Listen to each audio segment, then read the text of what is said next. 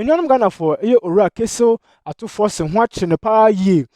Enuanom Ghana for any siama no ko no dwen se obi bia na betumi de wonkwase asem akone so. Ede propaganda akone so akone akọ sabotage no egu n'anim ase edifam no. Enuanom Ghana for this is first class defamation of character and as a defamation of personal character. Enuanom Ghana for nsemi de anu enyan. Enuanom Ghana for eye ambulance nsensemi na mugusu a mudi ehu adwuma e wo court. Enuanom Ghana for na nsemi ehiti pa ye.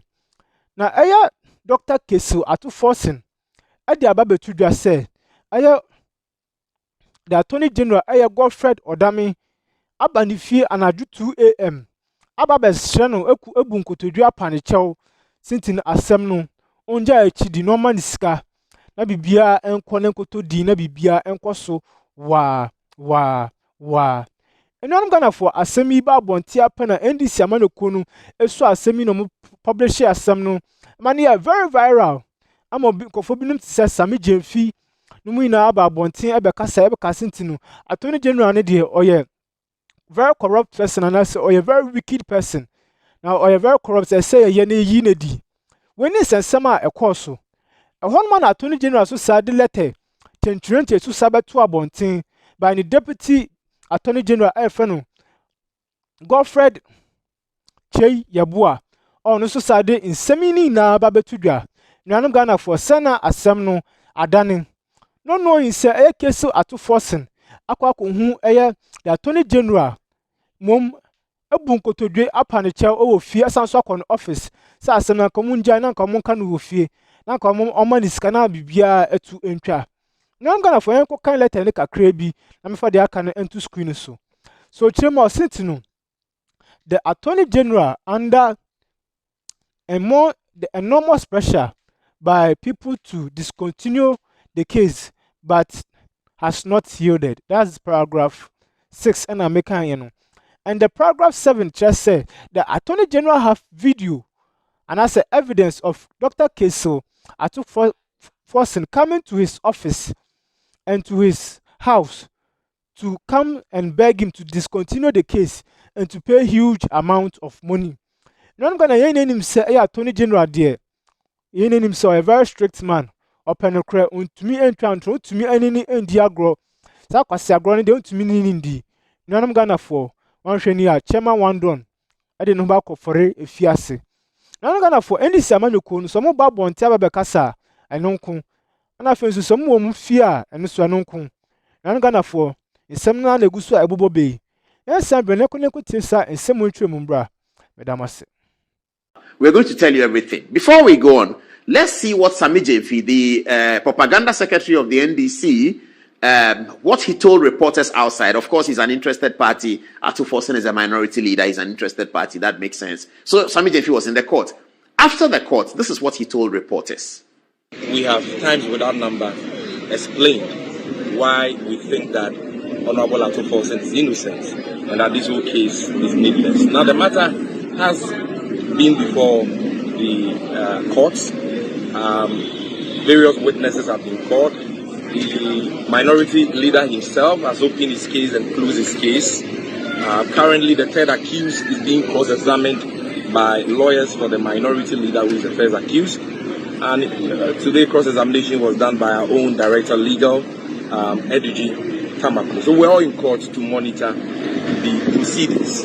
But we were shocked to the marrow when the third accused, under cross-examination, disclosed to the courts that the Honorable Attorney General has been reaching out to him, calling him over the phone, that he has met with him in person, and that the Attorney General has been asking him to give false testimony to the courts and skew his testimony in such a way that corroborates the case of the Attorney General against the first accused, so that the first accused can be convicted and jailed. He said this in open courts and asked that it should be put on record. And the leadership also directed that same should be captured by the record. And so what we are talking about is something which is on record. And we as a political party are totally scandalized and disgusted by this development. All right. We as a political party are totally scandalized by this development. Okay, whilst I'm at this, producer, please get me President Mohammed's concern, the video on security agent. That's later. But get me that so that we don't forget. All right. Sami Jefi said, we as a political party are scandalized. Scandalized by what? The allegation, and which is what the guy said in court, is that this is Mr. Jakwa here. Mr. Jakwa here told the lawyer in cross-examination, he mentioned it, examination, that the Attorney General has been urging him to fashion out a certain testimony and evidence. Jakwa is the one on the bottom right, and Jail Ato Forson is the one on the up right, and Leonard Attorney General is the one on the left. Jakwa on the bottom right is reported to have told the court that the Leonard Attorney General has reached out to him so that he may fashion his evidence and testimony, so that the evidence and testimony that he gives will form the ammunition that the Attorney General needs to convict Jail Ato Forson. This is the story that he told the court in the mathematical equation. He says, Attorney General spoke to me. This is Attorney General. He said, Attorney General spoke to me that I should fashion my evidence in such a way that Jail Ato Forson will be convicted so that I will not be convicted.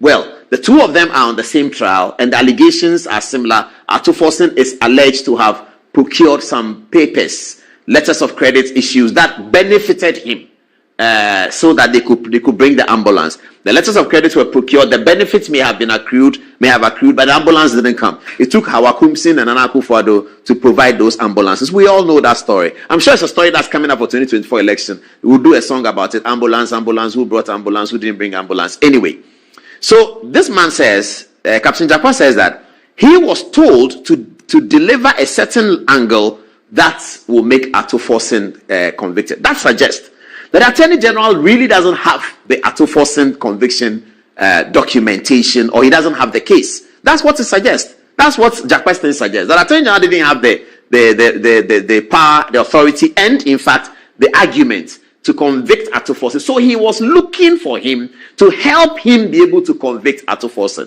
Is that also? I think that makes sense. That's very basic for all of us to understand. All right.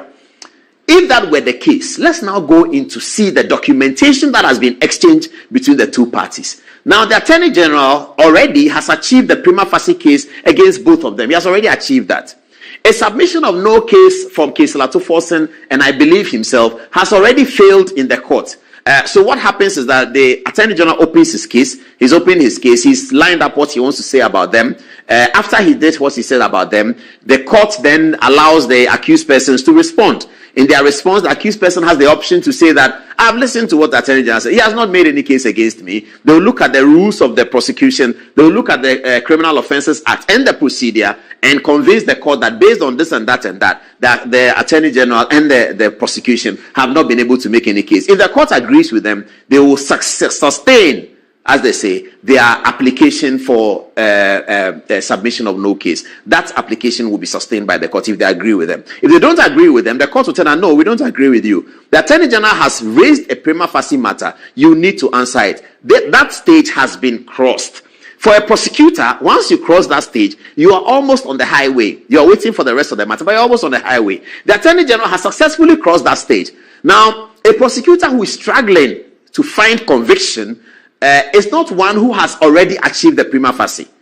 A prosecutor who is struggling to find the conviction is one who is not able to get the conviction properly. A prosecutor who has crossed the submission of no case and has succeeded thereon is not concerned about building his case. He's already really on the highway.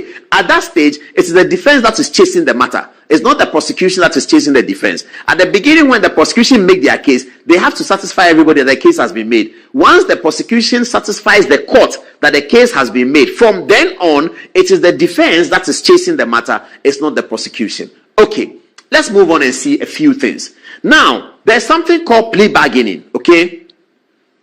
Plea bargaining means that when the accused person has accepted that I have done something wrong, but it was inadvertent, manshada, but I've done something wrong. Injegbe, as they say in Ghana, injegbe, but I've done something wrong. So the Parliament of Ghana has passed a plea bargaining law in Ghana. It was always part of the process, but now it's been made stronger because of an act of parliament. And therefore, under Article 11 of the Constitution, is one of the second most important categories of laws in Ghana. Now, that plea bargaining has been passed. The meaning of plea bargaining is that I have accepted that what I did was wrong, but I feel that I should not be punished for it. In lieu of me being punished for it, whatever loss that has been occasioned, I will pay for it. Viewers, let's get that clear. What is the meaning of plea bargaining? Plea bargaining means that the accused person says, I have accepted what I did. I have accepted it. I'm not worried about that. When does plea bargaining come? Plea bargaining comes after the Attorney General has made his case. And after the defense people have, the defendants, if you like, have tried to challenge the case, and the court says, no, you have a question to answer. At that stage, plea